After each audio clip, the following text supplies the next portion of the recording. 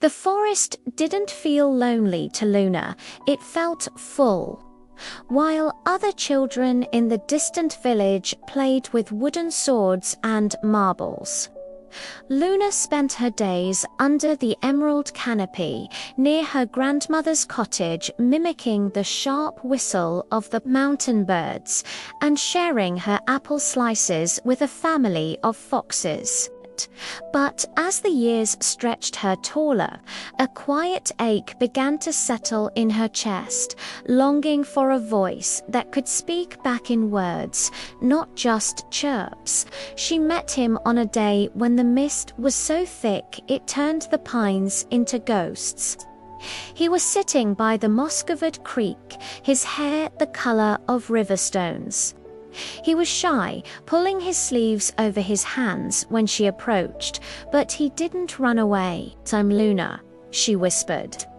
"Kale," he replied, his voice sounding like the rustle of dry leaves. The invisible barrier for 3 summers, Kale was her world. They met at the same fallen oak every morning. They raced through the ferns and shared stories of the stars, but there was a strange, silent law between them. They never touched. If she tried to hand him a wild strawberry, he would gesture for her to set it on a flat stone first. She began to love him with the fierce, tender ache of youth, but she loved him from 3 feet away. She assumed he was fragile, or perhaps just deeply guarded. She never pushed. She just cherished the way his eyes lit up when she laughed. The night of the lanterns, the village festival, was the one time Luna's grandmother allowed her to leave the woods. This year, Kale agreed to go with her, hiding his face under a deep hood. The village was a riot of color-golden lanterns strung between houses and the smell of toasted sugar in the air. They climbed to the roof of an old stone watchtower on the edge of town to escape the crowds and watch the fireworks. As the sky exploded in violets and crimsons, Luna looked at Kale.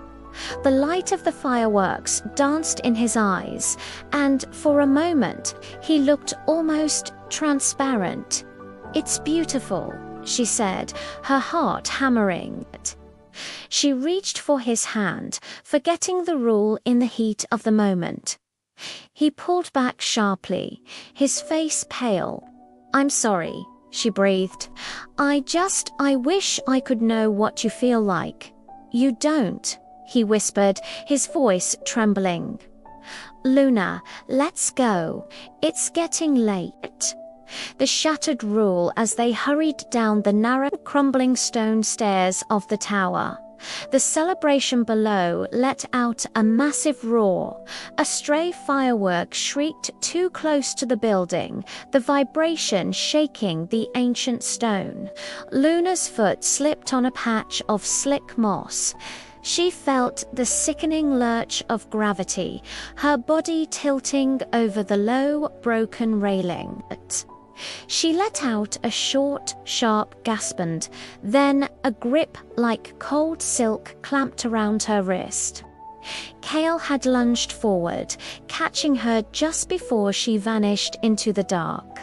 But as he pulled her back to the safety of the stone landing, he didn't let go. He couldn't. His skin began to pulse with a soft, rhythmic amber light. Where his fingers pressed against her pulse, his flesh was turning into shimmering dust. "Kale," she gasped, her terror of falling replaced by a deeper horror. "What's happening?" "Your arm." "I wasn't supposed to stay this long," Kale said, his voice now a chorus of 1,000 echoes. He looked down at his hand, which was fading into glowing particles that drifted upward toward the stars. "I am a spirit of the woods, Luna. We are made of memories and mist. To touch a human is to be tethered to the earth, and I have no earth left to hold on to. The final gift, the glow, spread to his chest, his shoulders, his face. He looked more beautiful than she had ever seen him, a constellation held together by sheer will. "Don't leave," she sobbed, reaching out, but her hands passed through his chest as if he were made of smoke. "Please, I just found you. You didn't find me." He smiled, and it was a real, human smile. "You made me.